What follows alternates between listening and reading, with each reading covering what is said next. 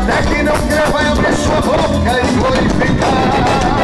E os anjos do Senhor já estão passeando esse ambiente.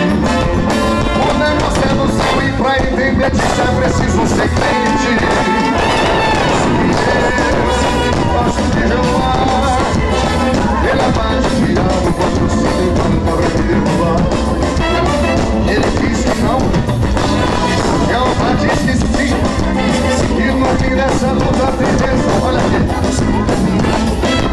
Mas será que aqui ainda tem um cristão que não deu glória a Deus? Glória a Deus.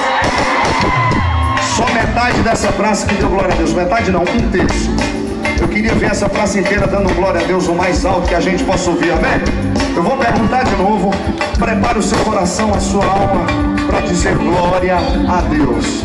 Porque quando nós damos glória a Deus, nós recebemos a nossa vitória. Quando nós damos glória a Deus, nós dizemos: Deus, nós somos gratos ao Senhor.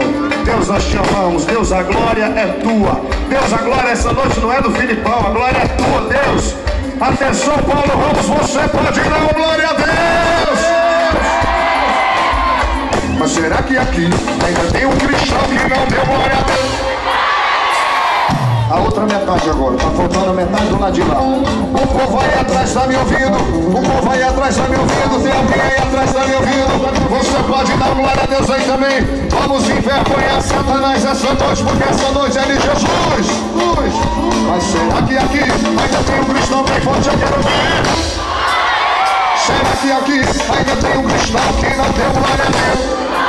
É tipo já tudo perdendo o contato que desce do céu. Mas se você vale, ainda tem os seus erros. Eu vou pro fim, só pela Deus. Vai querer a negócio, receber a vida. Comece a pular a presença de Deus. Gosta de jogar. Ele abate o diabo quando se levanta. Pode pular, celebra, celebra.